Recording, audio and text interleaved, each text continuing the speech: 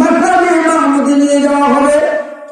ওই সময় আমি মাকামে মাহমুদে গিয়া আল্লাহকে উদ্দেশ্য করিয়া সিজদায় পড়ে যাব।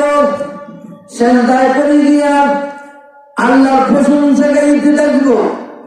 আল্লাহ রাব্বুল আলামিন তখন আমার অন্তরে এত প্রশংসা দিয়া দিবেন, এত সুন্দর সুন্দর প্রশংসা জিন্দগিতেও কেউ করে নাই, ভবিষ্যতে এমন প্রশংসা কেউ করবে না।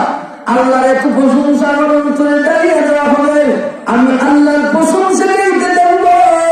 ওই সময় আল্লাহ রাব্বুল আলামিন বলবেন, ওগো নবী মাথা উঠান, আর কান্তি ঘুমে যাও, আর সিজদা দিতে ঘুমে লাগো।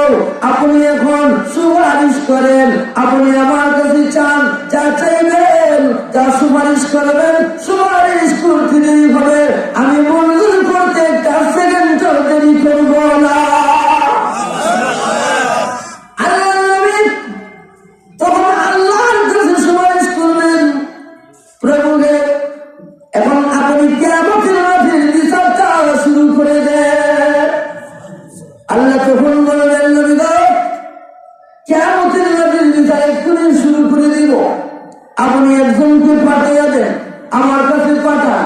ওই কথা যখন আল্লাহ বলবেন, তখন দেখা যাবে কিয়ামতের মাঠে সমস্ত নবীরা তোর করে কাঁপতে থাকবেন, সমস্ত সাহাবীরা কাঁপতে থাকবেন, সমস্ত ওয়ালিরা কাঁপতে থাকবেন। এখন কে যাবে আল্লাহর সামনে হিসাব দিতে?